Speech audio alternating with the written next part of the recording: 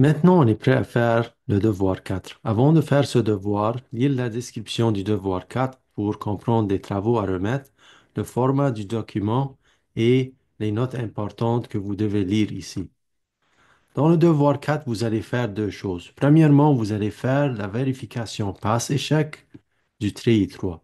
Alors, voici le treillis 3 existant. On l'a analysé sous l'effet de cette force en sachant que sa capacité était de 2749 newtons et on a trouvé toutes les forces dans la membrure. De plus, on a un document qui donne tous les détails de construction de ce treillis. On sait ici les dimensions des sections utilisées et les autres informations qui décrivent ce treillis. Alors, on peut faire la vérification passe-échec de ce treillis en vérifiant toutes les membrures de tension et de compression. On note que vous n'avez pas à refaire le design, mais vous devez présenter un tableau passe-échec comme il est montré ici et donner vos commentaires concernant le design. De plus, comme vous allez voir dans la description du devoir, vous devez aussi montrer quelques exemples de calcul.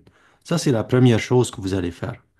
La deuxième chose que vous allez faire, c'est la conception de votre treillis choisi. Alors, vous avez aussi analysé votre treillis choisi sous l'effet d'une capacité ou une charge supposée. Et vous avez trouvé toutes les forces dans les membrures. Alors maintenant, ce qu'on va essayer de faire, c'est de trouver les dimensions des sections à utiliser dans ce tri. Une note importante, c'est de se rappeler qu'il y a un système d'identification pour le tri 3. Alors, on doit utiliser la même disposition de joints et de membrures pour identifier les membrures du tri 3.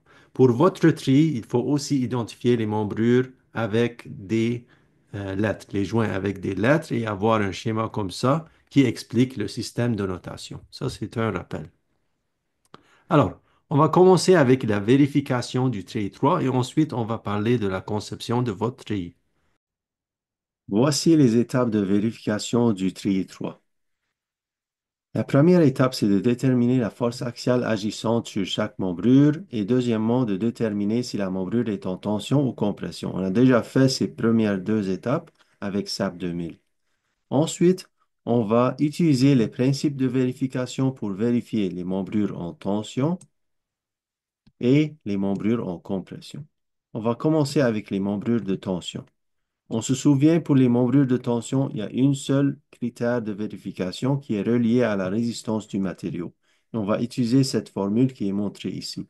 Ce qu'on va faire, c'est on va calculer la capacité maximale en tension, le Nmax tension, en utilisant cette formule ici.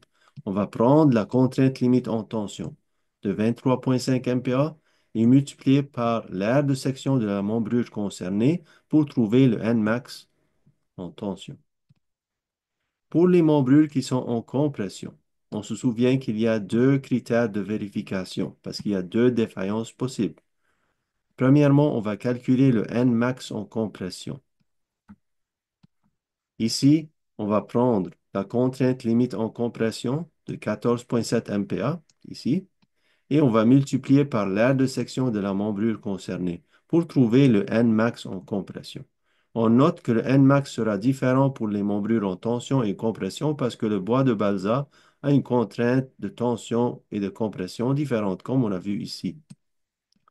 D'autre part, différentes membrures vont avoir différentes Nmax. Pourquoi? Parce que les aires de section vont varier de membrure en membrure. Alors, il faut le calculer pour chaque membrure et faire attention si c'est tension ou compression. Ensuite, pour les membrures de compression, on se souvient qu'on doit tenir en compte le flambement. Alors, on va aussi calculer le PCR ici, avec cette formule, en utilisant le module d'élasticité du bois de balsa, le 3500 MPa, le moment d'inertie minimum de la section et la longueur effective de la section au carré. Ensuite, on va comparer le Nmax et le PCR, s'il est applicable, à la force axiale agissante sur chaque membrure. Par exemple, si on prend la membrure CB, cette membrure est en tension avec une force de 100 newtons. On va comparer le Nmax maximal, la capacité maximale en tension qu'on trouve est 90 newtons, à la force axiale interne de 100 newtons. On voit ici que la force axiale a dépassé le Nmax, alors on a un échec. On note ici, on n'a pas fait une vérification pour le flambement parce que la membrure est en tension. Si on prend la membrure AB, la membrure est une membrure en compression avec une force interne de 100 newtons. Alors on va comparer le Nmax et le PCR à cette force interne. Si je compare le Nmax à la force interne de 100 newtons, je vois que ici on satisfait le critère de vérification. De plus, parce que la membrure est en compression, je vais comparer le PCR à la force interne de 100 newtons. Je vois que le PCR est plus élevé que la force. Alors ici, ça passe aussi. Alors cette membrure a une passe. Si je prends la membrure BC, elle est aussi en compression. Si je compare la force Nmax à la force interne de 100, on passe ce critère. Mais si je compare le PCR à la force interne de 100 newtons, je vois qu'on a dépassé la charge critique de flambement. Alors, on va avoir une défaillance due au flambement et un échec dans cette membrure. Alors, on va répéter cette procédure pour toutes les membrures en tension et toutes les membrures en compression. On note qu'on peut utiliser Excel pour faciliter la tâche avec des formules automatisées. Alors, vous pouvez faire un tableau comme il est montré ici et utiliser des formules automatisées pour simplifier vos calculs. Alors, je vais vous montrer un exemple de comment on peut faire ça. Alors, voici un exemple de fichier Excel que j'ai fait. J'ai juste mis des forces supposées ici pour les membrures A, B, AC et BD.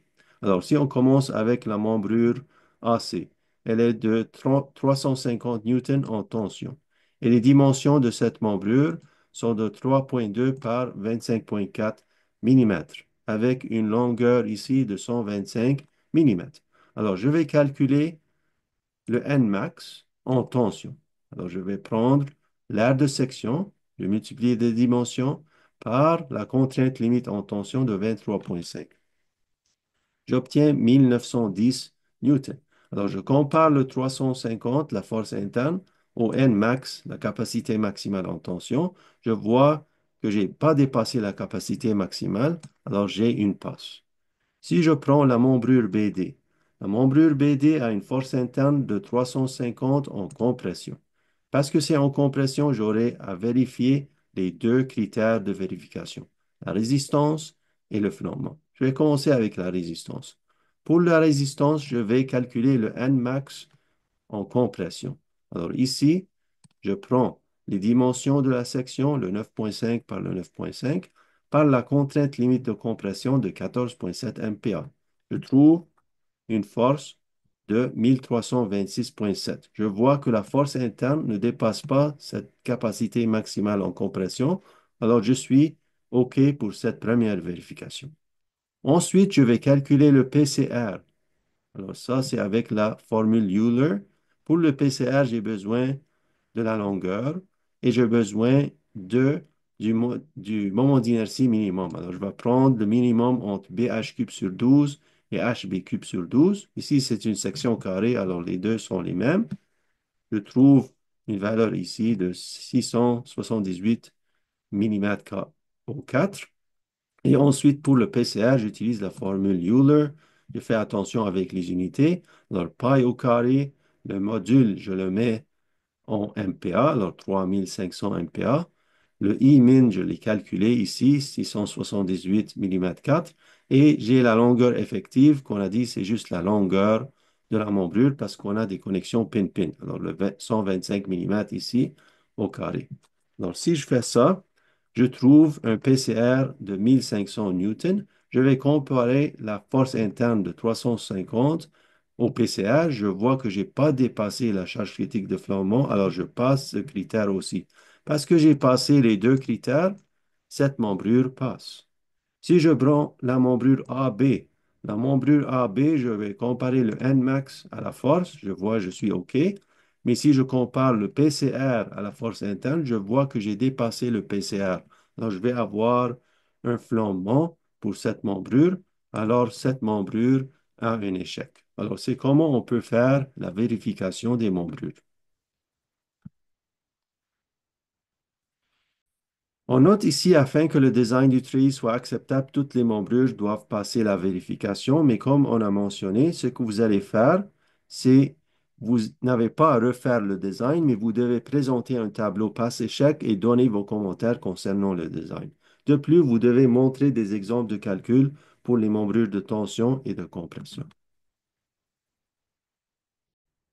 Maintenant, on est prêt à faire la conception de votre treillis. Votre treillis doit supporter la charge supposée avec le moins de matériel possible. Et voici les étapes de conception. Les premières deux étapes sont similaires à ce qu'on a vu dans la vérification. On va déterminer la force axiale N dans chaque membrure et déterminer si les membrures sont en tension ou compression. Vous avez déjà fait ce travail avec SAP 2000. Les étapes 3 et 4 et 5 sont similaire à la vérification, mais à l'inverse. Dans la vérification, on avait les dimensions disponibles, alors on a vérifié les critères de conception. Ici, le but, c'est de trouver ces dimensions. Alors, on va commencer avec les membrures qui sont en tension. Pour les membrures en tension, on va déterminer l'aire transversale requise en utilisant cette formule. Alors, on va isoler pour l'aire transversale requise en utilisant cette formule. On va mettre ici N comme la force interne dans notre membrure. Le sigma va être la contrainte limite en tension et avec ça, on peut isoler pour l'aire transversale requise. Pour les membrures en compression, on se souvient qu'il y a deux critères de design. Alors, on va commencer par trouver l'aire transversale requise avec cette même formule. On va isoler encore une fois pour l'aire transversale requise en mettant ici la force N axiale dans la membrure. Et ici, on va prendre la contrainte limite en compression pour le bois de balsa. Avec ça, on peut isoler pour l'aire transversale requise. De plus, on va considérer le flambement. Alors, on va déterminer le moment d'inertie requis parce que ça, c'est aussi fonction des dimensions. Alors, on va prendre notre formule. On va mettre ici, au lieu de PCR, on va mettre la force axiale interne dans la membrure et isoler pour trouver le moment d'inertie requis minimum. Et je vais vous montrer comment on peut le faire dans Excel dans quelques secondes. Ensuite, on va comparer les sections disponibles qui ont été données dans la tâche 1 et choisir la section appropriée. S'il n'y a pas de section qui satisfait l'aire requise ou le moment d'inertie requis, vous pouvez utiliser des sections composées, c'est-à-dire des sections qui sont collées ensemble. Mais il faut toujours faire attention de se souvenir qu'on a deux treillis à construire parce que c'est en 3D et il y a un nombre limité de chaque pièce. Il faut voir la tâche 1 pour voir c'est quoi les pièces qui ont été données et les longueurs qui étaient données. Alors, on va voir un exemple dans Excel pour comment on peut faire ce design. Alors, voici un exemple de membrure avec des forces que j'ai supposées. Et ici, certains sont en tension ou compression. Commençons avec cette membrure AC qui est en tension. Disons que sa longueur est de 125. Alors, pour la tension, j'ai juste besoin de vérifier la résistance. Alors, j'ai besoin de trouver l'aire transversale requise. Alors, je vais juste calculer l'aire requise en utilisant cette formule. Alors, comme vous voyez, j'ai juste pris la force axiale interne, N, et j'ai divisé par la contrainte limite du bois de balsa en tension. Avec ça, j'ai trouvé l'aire transversale requise. Ici, j'ai listé tous les types de sections que j'avais de disponibles et leurs dimensions en millimètres. J'ai calculé l'aire de section pour chacune et le moment d'inertie minimum pour chacune d'entre eux. Alors, si je commence avec le 3.2, par 3.2. Alors, cette section de 1.8 par 1.8. Je vois ici, j'ai une aire de 10.24, mais j'ai besoin de 21.28. Alors, je vais aller à la prochaine. Alors, celle-là, le 3.16 par 3.16, ça c'est 4.7 par 4.7. Je vois ici, maintenant, j'ai l'aire choisi va être 22, c'est plus que le 21. Et si je veux, je peux calculer le Nmax avec cette aire de 4.7 par 4.7 et j'obtiens une valeur ici de 519. Je vois que je suis plus grand que le 500, alors maintenant c'est correct. Prenons une autre membrure. Par exemple, si je prends cette membrure AB, qui a une force de moins 500 en compression. Alors, c'est en compression, je vais faire deux vérifications ou deux conceptions ici. Je vais considérer la résistance du matériau et la charge de flambement. Alors, si je commence avec la résistance, je vais calculer l'aire transversale requise. Alors, je prends la force axiale interne de 500 newtons et je divise par la contrainte limite en compression pour le bois de balsa. Je trouve ici 34 millimètres au carré. Si je vais ici, je vais essayer de trouver une section qui a au moins 34 millimètres carrés. Alors, je peux choisir celle-là ou celle-là en haut. Je vais prendre celle qui est en haut. Alors, ça, c'est le 9,5. Le 9,5. Alors, si je prends celle-là, j'obtiens une aire choisie de 90 millimètres carrés. Ensuite, je vais calculer le I-min requis. Alors, si je prends le I-min requis, j'isole ici en utilisant cette formule. Alors, si j'examine ici, j'ai pris la force axiale, j'ai mis ça égal à PCR, et ensuite j'ai isolé pour le I. Alors, j'ai multiplié par la longueur au carré, divisé par pi au carré et le module ici. Je fais attention avec les unités, toutes les choses sont newton et millimètres. J'obtiens 578 mm 4. Et si j'examine cette section que j'ai choisie, elle a une I-min de 678. Alors, je devrais être OK. Et quand je calcule le PCR ici, j'obtiens 586. Je vois qu'il est plus que le 500. Alors, je suis correct. Si je vais à cette membrure BD, elle est aussi en compression. Alors, si je calcule l'aire requise, j'obtiens, si je prends la force divisée par la contrainte limite en compression, j'obtiens 17 millimètres carrés. Je vois ici, je peux possiblement utiliser le 4,7 par 4,7. Je vais mettre 4,7 par 4,7. Je suis OK pour l'aire requise et le N max ici, je suis OK. Mais si je compare le I min requis, je vois que il va être trop faible ici. J'ai juste 40,7 pour le I min, alors que j'ai besoin de 113. Alors, qu'est-ce que je vais faire? Je vais augmenter la section. Par exemple, je peux prendre le 9,5 par 9,5.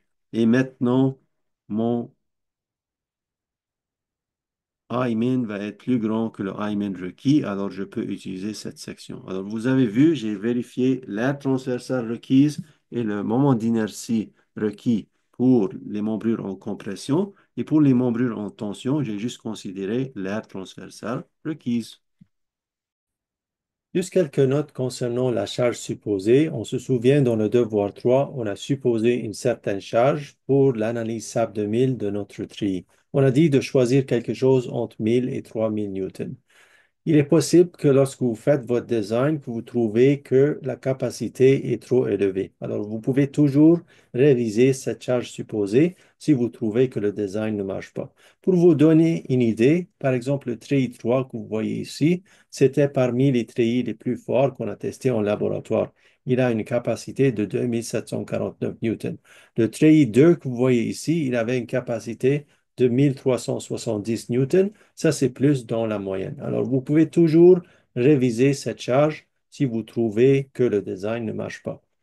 L'autre note qu'on a mentionnée dans le devoir 3, c'est on va construire notre pont en 3D. Alors, on doit diviser la charge supposée en deux lorsqu'on fait notre analyse 2D en SAP 2000. Alors, cette force P doit être la moitié de la charge supposée. On a mentionné ça dans le devoir 3. Finalement, on a noté que la charge sera appliquée sur les membres de haut et dépendamment de la disposition des joints, vous pouvez supposer une force centrale P, par exemple, comme il est montré ici, si vous avez un joint au centre en haut de votre treillis. Si vous n'avez pas un joint ici au centre, comme dans le treillis 2, vous pouvez diviser la force en deux parties, P1 et P2, et mettre les forces directement à gauche et à droite du centre du treillis sur les joints qui sont à côté du centre. Et ça, c'est la fin de la discussion concernant la tâche 4 et le devoir 4. Dans la prochaine partie, on va discuter de la tâche 5, la rédaction du rapport et des prochaines étapes.